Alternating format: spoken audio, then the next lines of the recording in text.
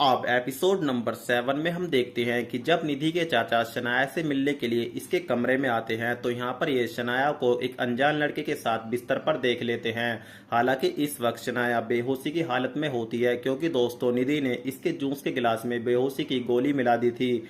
उसके बाद दोस्तों इनको गुस्सा आ जाता है और ये आर्यन से पूछते हैं कि तुम कौन हो और इसके कमरे में कैसे आए। तो ये बताता है कि भोले बनने की ज्यादा कोशिश मत करो चाचा, जब आपने अपनी आंखों से सब कुछ देख ही लिया है तो आप समझ ही गए होंगे कि मैं इसके कमरे में क्या करने के लिए आया हूँ। इतना बोलते ही ये तो यहाँ से भाग जाता है। आप थोड़ी देर बाद शनाया को भी होश आ जाता है और ये प्रदीप को बोलती है कि प्रदीप जैसा तुम सोच रहे हो ऐसा बिल्कुल भी नहीं है। दरअसल जो लड़का अभी कमरे से भाग कर गया है वो मेरा बॉयफ्रेंड नहीं, वो निधि का बॉयफ्रेंड है जो हर रोज रात को निधि के कमरे में आता है और निधि के साथ वक्त बिताता है। इस बात को सुनते दोस्तों अब प्रदीप गुस्से से लाल हो जाता है और सनाया के कान पे जोर से एक तमाचा लगाता है। अब प्रदीप सनाया को बोलता है कि जब तुम्हारी सच्चाई सामने आ गई है तो अब तुम मेरी बच्ची पर कीचड़ उछाल रही हो। मुझको अपनी परवरिश और अपनी बच्ची पर पूरा भरोसा है। अब तुम एक काम करो, अपना सामान पैक करके इस घर से हमेशा के लिए चली जाओ।